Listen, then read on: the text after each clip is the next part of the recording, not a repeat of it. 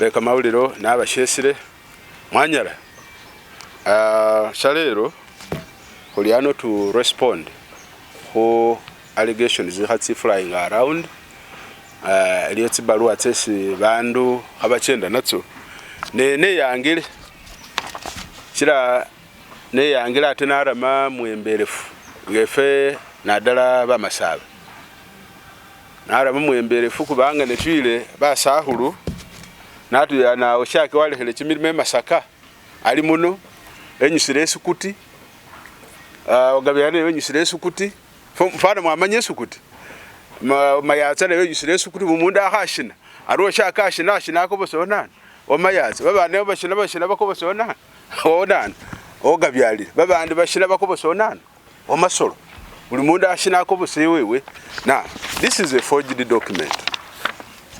Anan, this is a forged document. Now, nga subjecting a gambo forgery or forged to an elastic interpretation. Shitegeza shiri. Nge document iba huwandikire we PS.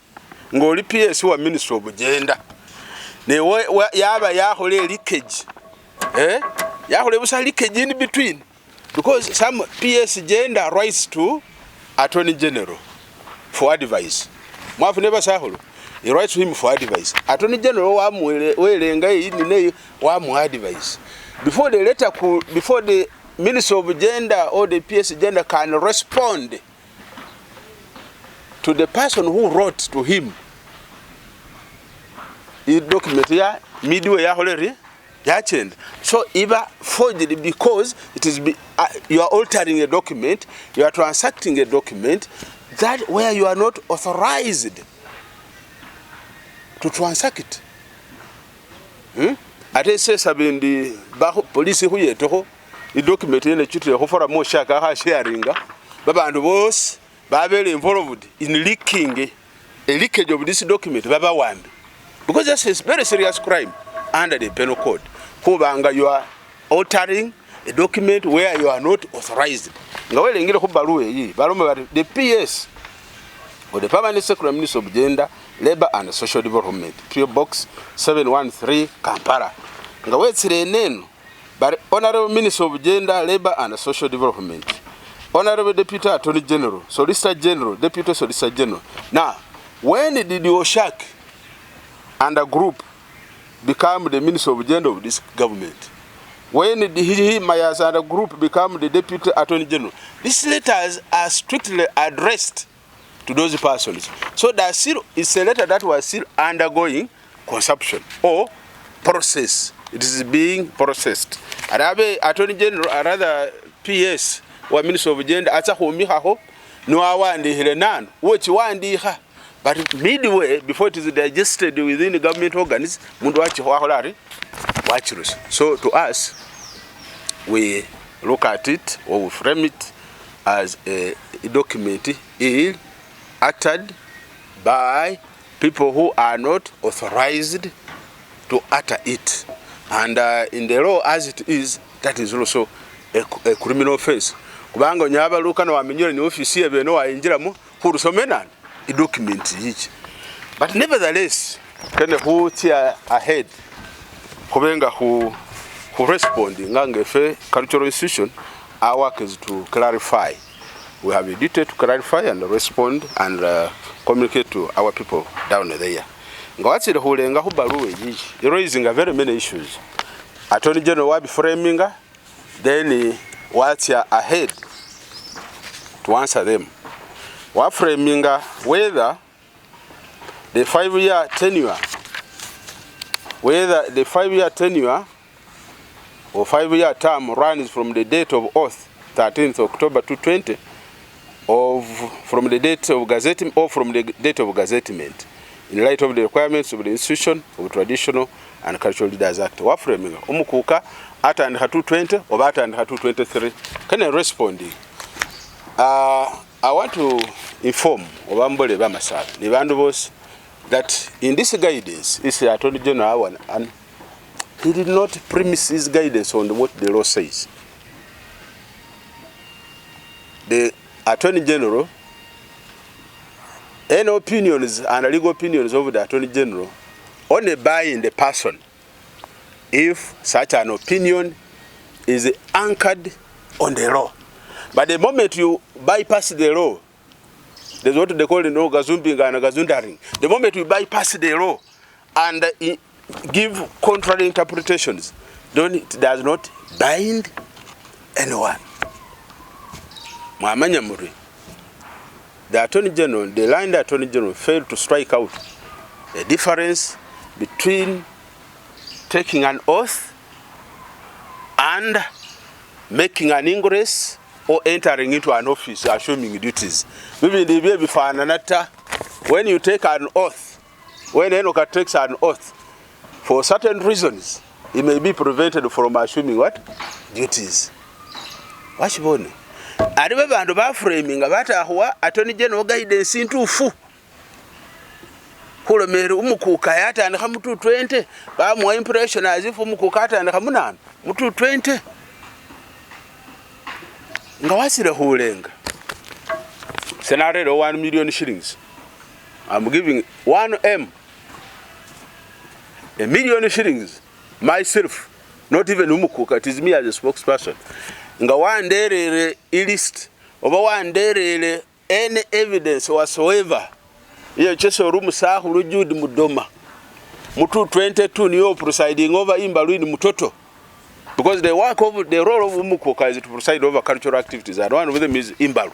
Ngware the evidence, iyo cheseri, Umukuka, Uliho, niyo presiding over Imbaluinan, Imutoto Mutu 20, na 1M. Even if you have no witnesses, I'll pay you. Because it's Umukuka by virtual protocol, niyo presiding over Imbalu. Two, Attorney General did not address himself properly on the law because those who drafted did not give him sufficient information. There's a difference, as I said, between taking an oath and entering an office. Let me illustrate with examples because here I'm going to case points, case studies or cases or rulings. Say naturally, America. The Vice President of America in 1853, Williams King, did not take, he took an oath and died in the next 45 days without stepping in the office.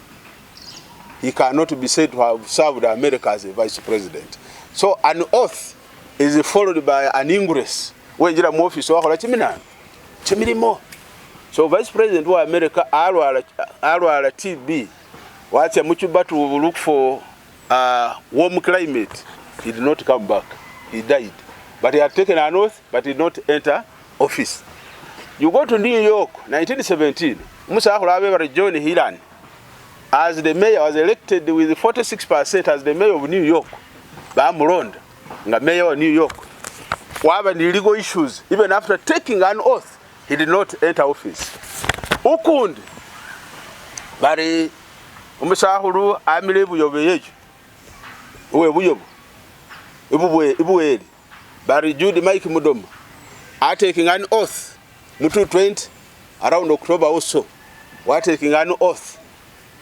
Nga niyo mukukoe bamasaba. Government yata mugazeti ngati yaro several reasons, including the Attorney General opinions. Umukuka went to court comparing government using what they call the writ of habia mandamus. Who compelled the government imugazeti.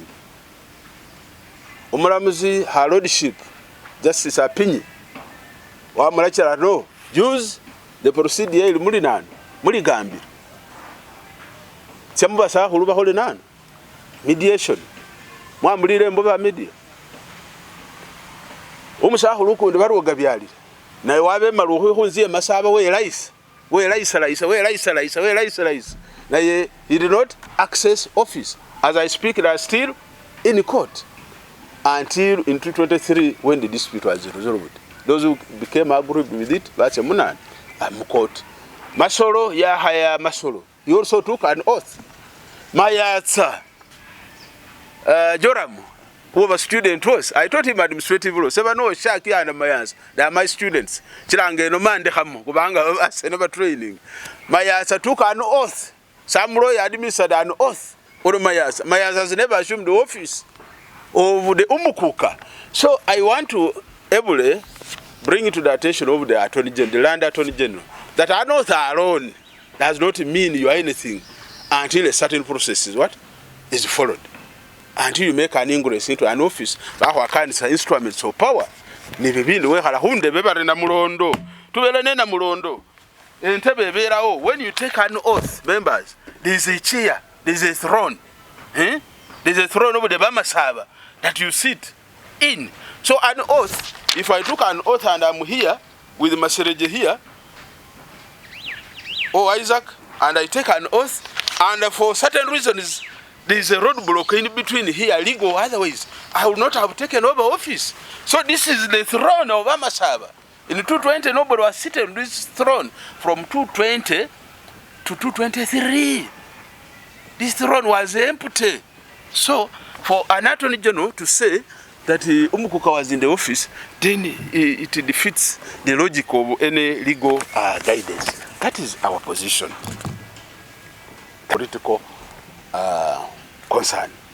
And lastly, on the same, as I wrap up on this one before I jump to segment 2, the Attorney General erred both in law and fact when he failed to understand that once a matter is before court, any attempts to interfere with the court process is what they call becomes what they call sub judice rule. Sub judice rule. Sub judice. Ho kanola chilenan I court kubanga nga wachire koloma article 128 ya constitution ya Uganda lomere mbao mundu wose aha kwara chichepa rien aha wa rankash ona la chile court ta bibindu bye bukuka bye buchisu bili before the high court his lordship Justice Farouk. So they are under active litigation. A committee has been formed to do the mediations. So the matter is not just there redundant. So Umundu and the Attorney General were petitioning failed to also remind him that but this matter is before court, because I want to bring it to attention of Baba and we find Banga Attorney General Bamubolera Bari Bimu court Hali Awa and Henan Ibaru Yota. So under Article 128 of the Constitution of Uganda, clause 1 and 2, actually in these holidays, courts of law are supposed to be independent. Mbao Rachira, where the president Rachira's court ta, because the law does not allow him. He can only come in after court has made a pronouncement. Wabanaho the other time recently, UFA we Lukosi Robin and Abanja at somewhere around the Kawala also.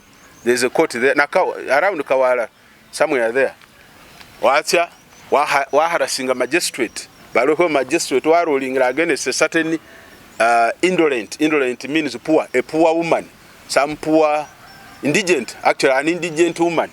A poor woman niba mulosio alini kampesa aru mulamuzi wa mfurse kumsa mulamuzi na prime minister alomora abilo mulamuzi na musahuro winyi dollar wacha leave court matters to court. You are not a court official. That is within the principle of independence of what? Courts of what? Judicature. So Attorney General, these actions of course are not good in the context of Article 128 of the Constitution of Uganda. A message efe isinga nenga nehuwe noho nganaho tia segment ichindita. That is segment what? One. We can